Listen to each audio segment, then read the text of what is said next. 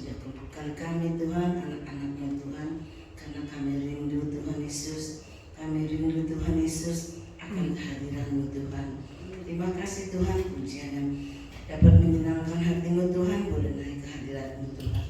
Terima kasih Tuhan semua itu karena kami mengucap syukur kepadamu. Berkati Tuhan Yesus, anak-Mu yang sudah melayani Tuhan.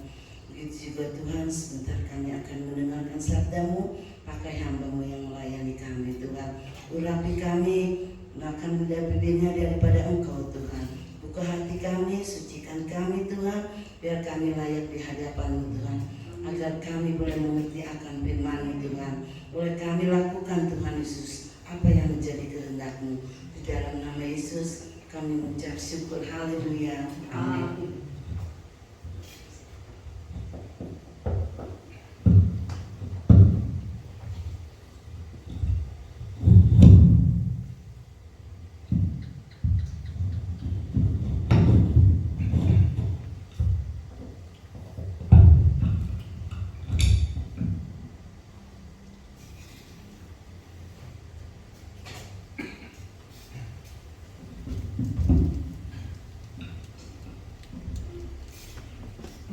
Puji Tuhan, selamat sore Bapak Ibu Saudara yang terkasih, salam sejahtera buat kita semua.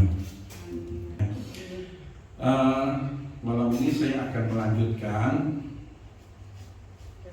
pelajaran kita tentang praise and worship ya. Next.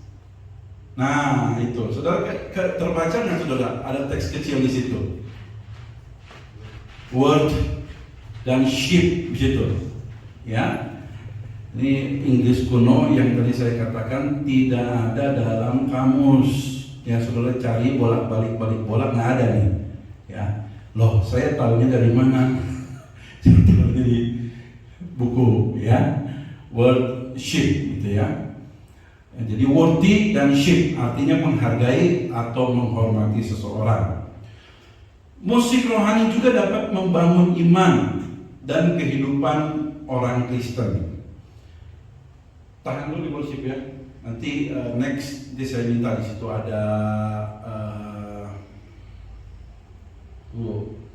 ada himne, ada mazmur. Ya kita belajar di situ. Tahan dulu di situ. Ya situ oke. Dengan musik rohani, persatuan dan kesatuan dapat dibangun dan diekspresikan. Nah, rupanya pujian penyembahan juga mengandung unsur pemersatu. Ya, pemersatu. Selain itu, musik rohani dapat memberi pesan yang isinya penghiburan, nasihat, bahkan juga teguran. Nah, kalau kita perhatikan lagu-lagu pujian dan penyembahan, itu selalu ada tema penghiburan, nasihat, atau teguran. Coba saudara renungkan, pikirkan lagu pujian penyembahan yang isinya penghiburan.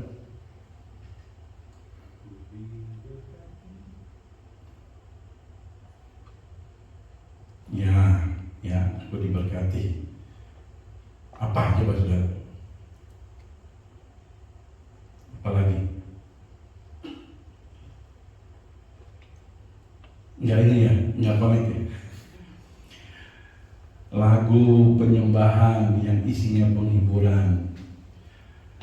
Tuhan Yesus setia, Dia sahabat kita dalam segala susahku. Coba saudara kalau saat saudara dalam kesusahan, saat saudara dalam masalah, saudara nyanyi lagu ini, saudara akan terhibur. Oh iya, saya punya Tuhan yang setia, yang gak pernah meninggalkan saya, yang selalu memperhatikan air mata saya. Itu penghiburan, teman-teman. Ada juga nasihat. Coba apa? Nasihat.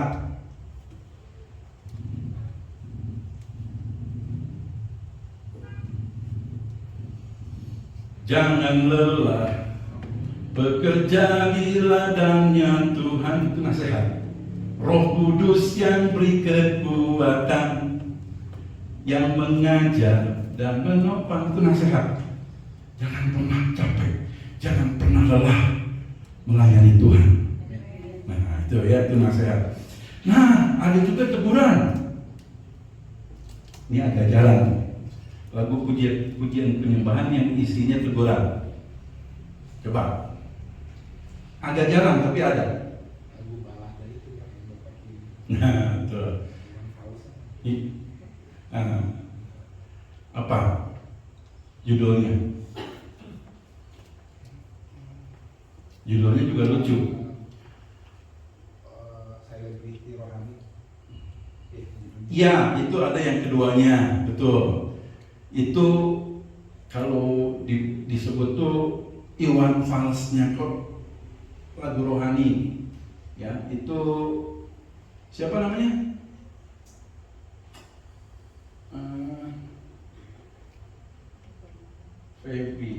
Rio Febrian ya. Lagu yang pertama itu yang populer dia Kristen Katanya. Terus ada selebriti rohani ya, Kristen Katanya. Itu isinya apa? Oh itu keras. Kalau di gereja sungguh-sungguh melayani, kelihatan sungguh-sungguh, tapi masih suka ngomongin orang, masih suka negatif sama orang. Itu isi lagunya. Coba saudara cari di YouTube, judulnya Kristen Katanya. Itu banyak orang Kristen tersinggung gitu, tapi bagus. Ya, teguran. Makanya kalau saudara perhatikan ada penghiburan, ada nasihat, ada teguran. Ya. Ada juga di sini kelewat saudara. Ya. Ada juga lagu-lagu rohani yang isinya murni penyembahan kepada Tuhan. Ku beri kemuliaan dan hormat, itu murni worship, pengagungan kepada Tuhan. Ya, jadi nggak ada salahnya ketika saudara nyanyi, saudara sambil merenungkan, ini pesannya apa ya? Apakah penghiburan, apa nasihat, apa teguran? Teguran ada jarang sih, ya, karena orang juga nggak mau nyanyiin ya, gitu kan? Oke, lanjut. Musik dapat dipakai untuk bersaksi tentang kebesaran, kemahakuasaan dan pertolongan Tuhan. Nah, ini banyak, ya, banyak. Yesus itulah satu-satunya penolongku yang sungguh. Dia berjanji akan kembali angkat kita semua. Nah itu tuh kesaksian itu. Cuma Yesus satu-satunya penolong kita yang sungguh, gitu kan? Musik merupakan karya seni yang terus berubah dari zaman ke zaman. Tidak hanya musiknya saja yang berubah, alat musiknya pun terus berkembang. Dari jenis alat musik tradisional menjadi alat musik modern atau elektronik, ya, yang mampu memberikan efek-efek tertentu sehingga dapat memperkaya warna musik saat ini. Ya, dari tadi kita ngomong tentang musik rohani.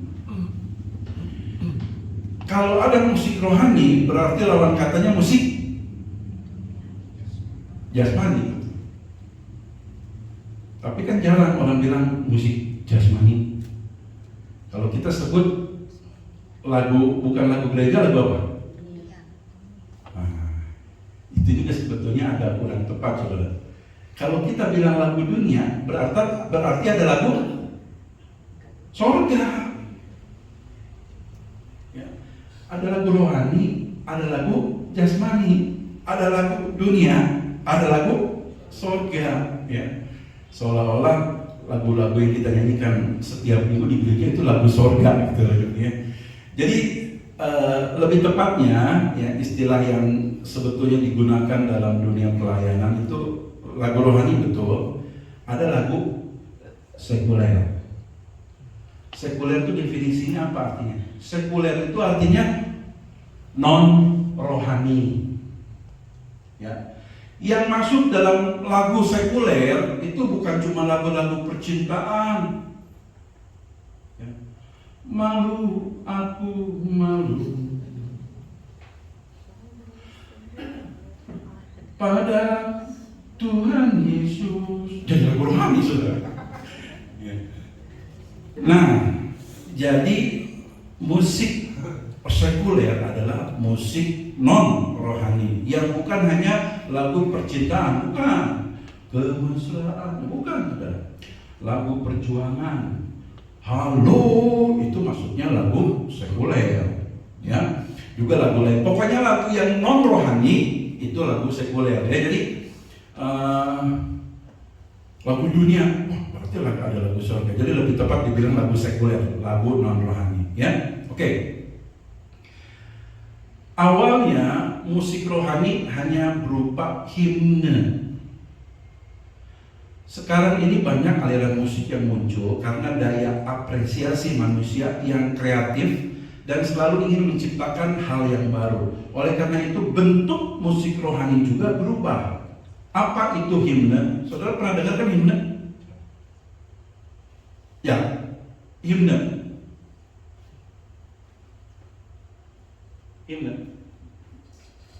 Saya tunggu kamu Nana. Tunggu siapa?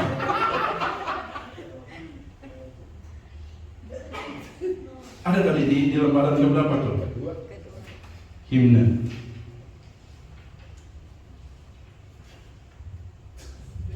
Wah, Chelsea mesti balik lagi nih. Nah, apa saudara? Ini tahil. Nah, himne ya. Himne itu terlalu kecil ya. Ya, himne ini berasal dari bahasa Yunani, ya, yaitu humnos, ya, yang artinya pujian kepada Allah. Itu himne, ya. Kalau istilah himne itu lebih populer di gereja-gereja Protestan. Gereja-gereja konservatif, ya, seperti gereja-gereja suku juga. Jadi mereka kalau puji-pujian itu sudah memiliki buku, ya, dan salah satu buku tertua, buku pujian tertua adalah Kidung Jemaat. Seiring dengan perkembangan zaman ada lagi PKJ. Apa tuh PKJ? Pelengkap Kidung Jemaat. Ya. Ada lagi NKB, nyanyian Kidung baru. Banyak. Mereka pakai buku. Tapi saya lihat sekarang gereja Protestan juga lebih modern. Ya, walaupun memang ada Kidung Jemaat, tapi mereka udah pakai LCD. Ya, mari kita nyanyikan lagu Kidung Jemaat nomor 150 misalnya, yang ada di situ. Jujur, saya suka lagu Kidung Jemaat. Ya, kenapa? Ini argumentasi saya, alasan saya. Ini ya arti himne ya, humnos. Saudara, kebanyakan lagu-lagu di Kidung Jemaat itu lagu-lagu yang umurnya sudah bukan hanya puluhan tahun, ratusan tahun, bisa sampai merinding sudah. Ya. Dan kebanyakan lagu-lagu Kidung Jemaat itu adalah terjemahan dari bahasa Inggris. Mereka menciptakan lagu tersebut tidak seperti sekarang. Sekarang tuh lagu-lagu pujian ini jujur saya katakan. Saya orang Pantekosta, saudara, tapi saya coba nggak mau pro sana, nggak mau pro sini, saudara. Lagu pujian ini terlalu cepat. Saya bukan anti lagu baru, saudara. Terlalu cepat ada lagu baru. Hampir tiap minggu, saya rasa tiap minggu ada lagu baru. Ada beberapa gereja, saya nggak ngomongin gereja lain, gereja GPDI aja. Ada beberapa gereja GPDI, setiap kali kita ikut ibadah di situ, lagunya baru. Kenapa? Mereka bilang, Kita harus update Om. Kan Alkitab katakan, nyanyikanlah nyanyian baru. Sebenarnya mau nggak ngerti nih. Jadi lagu baru. Saudara, saya mau sampaikan kepada saudara. Kalau setiap kebaktian dikasih lagu baru, saya tanya sama saudara, terutama yang sudah usianya di atas gocap ya, tolong jawab ya. Pusing nggak saudara? Pusing Om. Ya paham Bu. Saya juga jujur aja, daya ingat saya lemah. Saya jujur. Orang mau bilang saya Pak Gideon bodoh, gak apa-apa saudara. Daya ingat saya lemah saudara. Untuk mengingat lirik lagu, apalagi lagu yang panjang, saya agak kesulitan. Makanya kalau diajarin lagi lagu baru repot saudara. Makanya saya kan kasih peraturan buat pemimpin pujian di sini. Sekarang saya baru buka lagi kemarin, boleh lagu baru. Tapi kalau udah ajarin lagu baru, nanti kalau pimpin pujian lagi, nyanyiin lagi supaya nggak lupa. Lagu baru terus. Yang lalu aja belum ingat, udah diajarin lagi lagu baru. Begitu cepatnya saudara. Lagu sekarang tuh, saya bukan berarti menganggap remeh, enggak. Beda sama lagu dulu saudara. Makanya saya bilang saya suka lagu-lagu kidung jemaat saudara. Mereka tuh buat lagu itu berdasarkan pengalaman, pergumulan hidup. Contohnya apa? How great thou art. Then sing my soul, my Savior God, to thee kami merinding saya saudara. Sederhana tapi dalam. Apalagi Amazing Grace. Wah, itu lagu-lagu hasil pergumulan saudara. Betul, beda. Dinyanyikannya juga beda. Makanya saya pernah berpesan kepada pemimpin pujian, ayo kalau nggak keberatan, coba sekali-sekali nyanyi lagu hebel lah, lagu-lagu lawas dari kidung jemaat. Nanti aransemennya dibikin modern, gitu. Ya seperti hitung berkato, ya. Nah, gimana lihat? Berkat Tuhan mari hitunglah, kau kan kagum oleh kasih-Nya. Berkat Tuhan mari hitunglah, niscaya apa? Kau niscaya kagum oleh kasih. Coba saudara renungkan lagu itu. Wih. Kalau kita paham lagu itu, kita belajar jadi orang Kristen yang tahu mengucap syukur. Itu berkat satu persatu. Ya. Nah, itu himne, saudara ya. Himne. Ada lagi satu istilah yaitu psalms. Psalms ini mazmur. Betul yang tadi. Silakan. Next. Nah, ya, psalms. Kecil. Himne. Psalms ini berasal dari bahasa Yunani yaitu psalmos, ya psalmos, yang berarti memukul atau mengetuk-ngetuk. Nah, ini menarik, saudara. Arti dari psalmos itu memukul atau mengetuk-ngetuk. Artinya apa? Ketika kita memuji Tuhan, itu sama dengan kita sedang mengetuk pintu hati Tuhan. Hati Tuhan bisa tergugah ketika mendengar pujian dan penyembahan kita. Makanya psalms ini mengetuk. Ya, nah, itu 3 istilah: worship, himne, dan psalms. Ya, oke. Musik rohani sekarang sudah banyak dipengaruhi musik kontemporer. Nah, muncul istilah kontemporer. Wah, nggak tahu dong. Saya mau nggak? Saya jelaskan ya supaya kita semua bisa mengerti. Kontemporer gampang aja saudara, ya. Jangan dibikin susah. Kontemporer itu artinya masa kini. Jadi musik kontemporer itu musik masa sekarang. Kalau bahasa gaulnya musik zaman now. Nah, itu ya musik kontemporer. Akibat pengaruh musik kontemporer, ya musik zaman now tersebut, maka muncullah musik Kristen kontemporer. Christian contemporary music ya, atau CCM.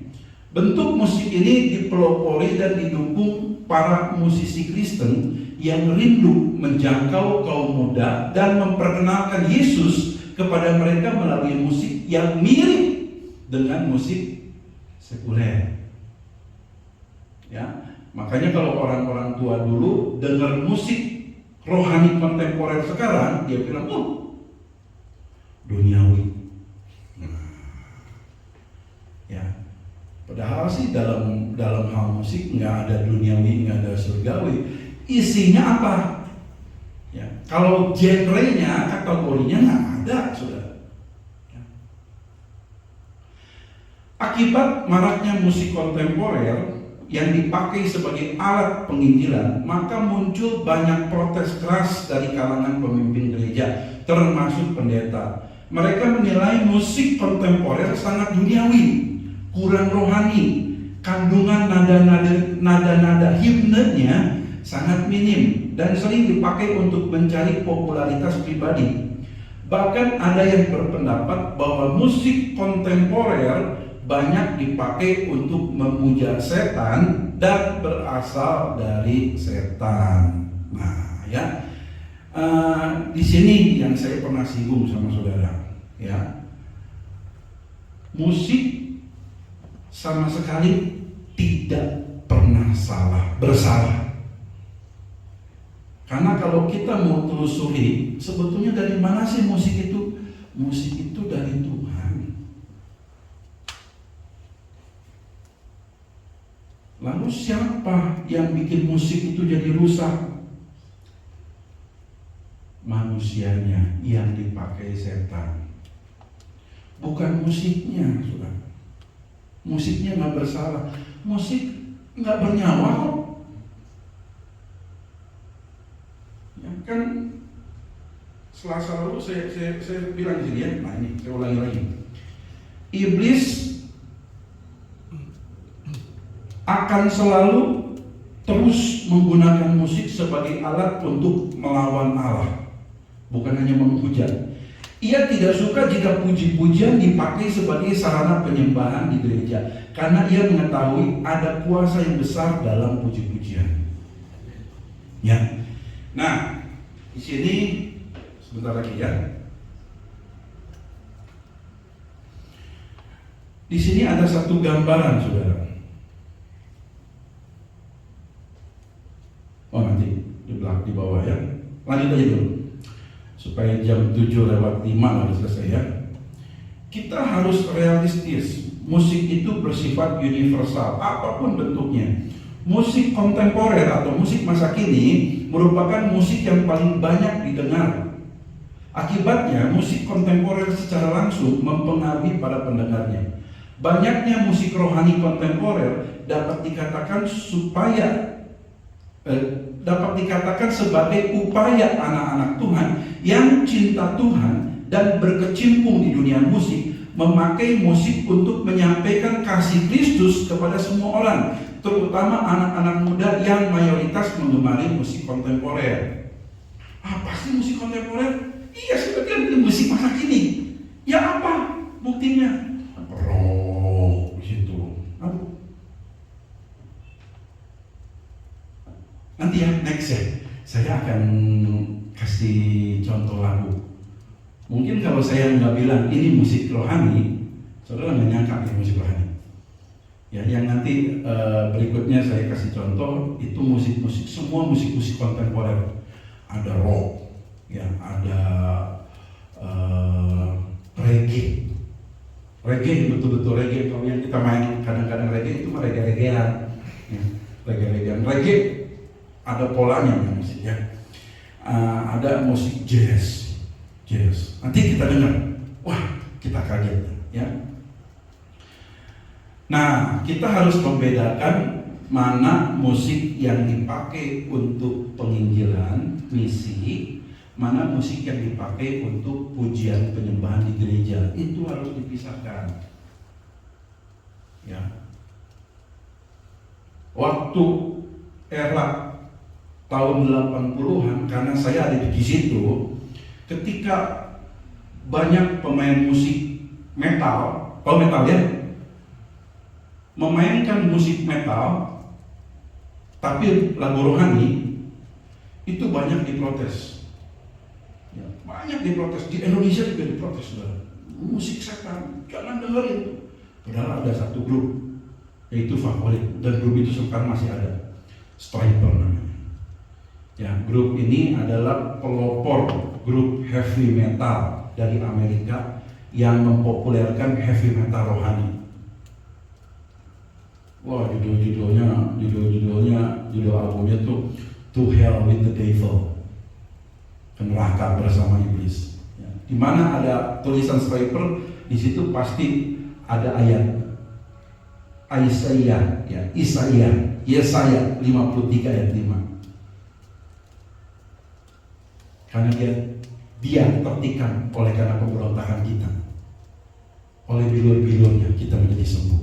Wah, waktu grup Stryper ini baru muncul, wah banyak, termasuk di Indonesia, setan itu setan.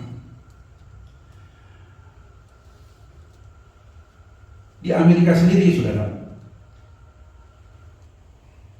banyak pendeta-pendeta menghubungi Stryper ya, krunya. Dia bilang begini, saudara, saya baca kesaksiannya.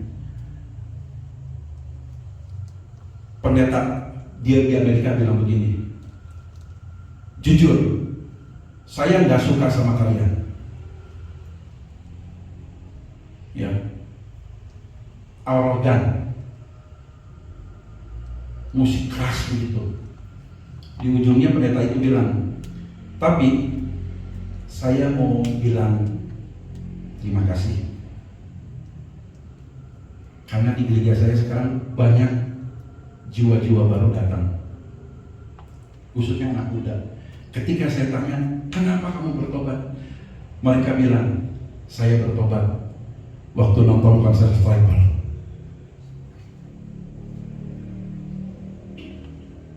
Saya ada DVD-nya di rumah, ya. Di tiap akhir konsernya Stryper, mereka selalu membagikan Alkitab, ratusan bagian, bahkan ribuan.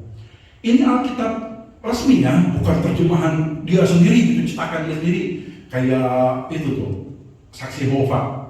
Dia kan nggak pakai Alkitab kita, dia enggak, Alkitab biasa dia bagikan juga. Saya ada DVD-nya. Wih. Jadi mereka selalu tutup konsernya dengan doa, doakan penonton. Itu bukan cuma ratusan, saudara, ribuan anak-anak muda bertobat. Stryper, ya, STRYPER, itu logonya kuning hitam, yellow and black attack. Wah, ya. Nah, kita harus bedakan mana musik misi, mana musik gereja. Orang bilang, masa musik metal ke gereja? Lah, siapa yang bilang masuk gereja? Itu kan musik yang dipakai untuk penginjilan, untuk menceritakan tentang kasih Kristus, bukan di gereja. Di gereja mah, nanti kalau ada musik itu, mungkin Tante Mimin, Ibu Eni nggak datang lagi. Yang musik hingar-bingar, bukan, saudara. Ya, jadi ada bidangnya, maksudnya ada bagiannya masing-masing, ya. Oke, kita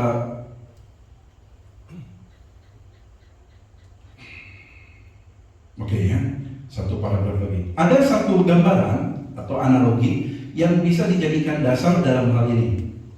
Ketika Daud akan memenggal kepala Goliat yang sudah terkapar di tanah, ia tidak menggunakan pedangnya. Karena Daud memang tidak membawa pedang, betul?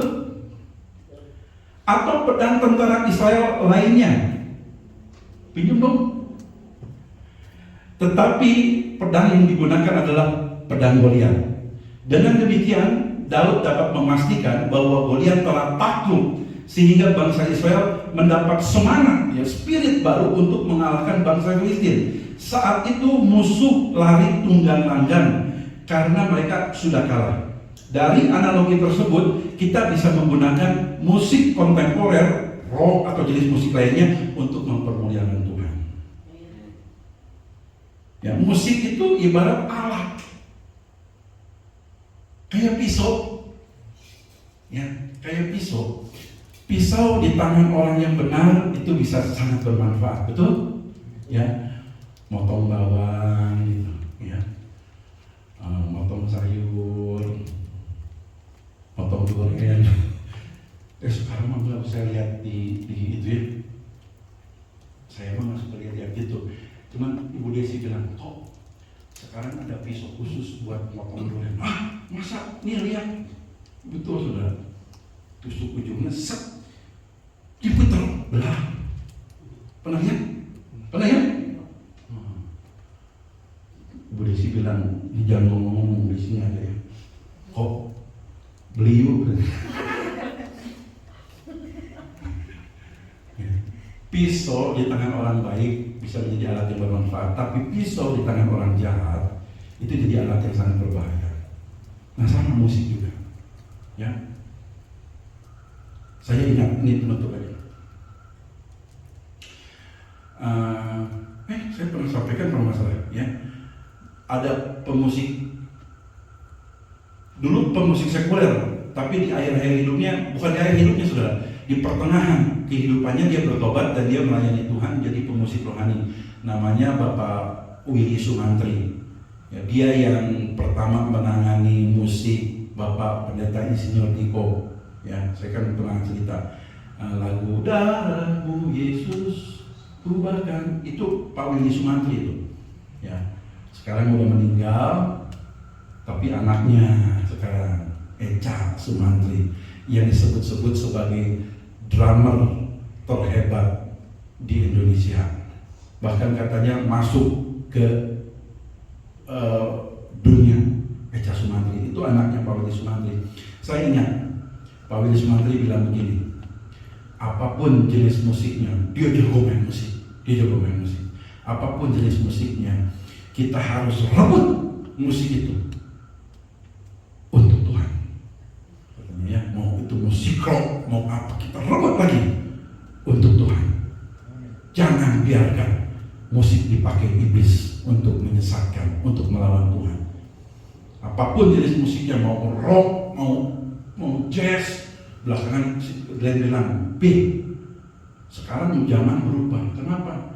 Yang ditunggangi iblis bukan pemain-pemain musik rock. Terus apa dia? Sekarang musik rap itu lebih satanik gitu. Satanik itu istilah yang dipakai untuk pemain-pemain musik yang menghujat Tuhan, disebut satanik, pengikut setan. Ya, jadi Glenn bilang sekarang musik rap yang banyak satanik. Dia kasih lihat ini lagunya gini. Oh iya. Saya sih makasih ya karena dapat info baru. Saya kurang update di situ. Yang saya tahu tuh dulu kalau musik rock, musik metal tuh satanik tuh, ya. Tapi justru katanya sekarang enggak. Glenn cerita sama saya, sekarang mah banyak pemusik rock yang bertobat. Saya bilang, Papi juga dengar, puji Tuhan ya, iya. Makanya kan Tuhan kasih umur panjang buat mereka. Kenapa? Karena Tuhan kasih kesempatan supaya mereka bertobat. Betul. Ya, banyak saya sebutkan. Dave Mustaine itu gitaris Megadeth ya. Rambutnya kayak Indomie gitu, Indomie. Terus, yang itu lebih panjang lagi musiknya, rambutnya kriwil-kriwil.